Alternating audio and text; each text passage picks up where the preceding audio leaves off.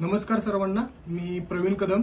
मी उडान प्रकल्प व्यवस्थापक म्हणून मी मागील 3 वर्षापासून या पदावर कार्यरत आहे. त्याचबरोबर स्नेहालय संस्था ही वंचितांसाठी काम करते मागील 35 वर्षापासून. तर त्याच अनुषंगाने उडान हा प्रकल्प सुद्धा त्याच्यासोबत मागील 3 वर्षापासून वेगवेगळ्या स्तरावर काम करतोय.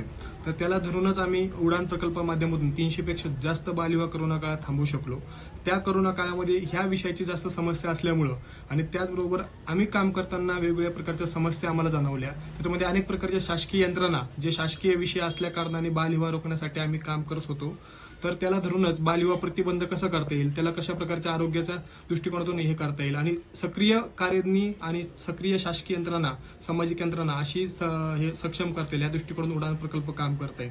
त्याच्यामध्ये जनजागृती करणे, बालविवाह प्रतिबंध करणे, त्याचबरोबर त्या पीडित मुलींना पुनर्वसन करणे, पुनर्वसन करताना त्यांच्या शिक्षणाचा विचार करून त्यांना शिक्षणात प्रवाहात आणणे, आरोग्याच्या विषयी जर समस्या तर त्यांना आरोग्य सदृढ बनवणे आणि त्यांना स्वावलंबन बनवून त्यांचं आयुष्य उज्ज्वल करणे या दृष्टिकोनातून उडान प्रकल्प हे चांगल्या स्तरावर काम करत आहे आणि पुढे सुद्धा आता काम सुरू करणार आहेत.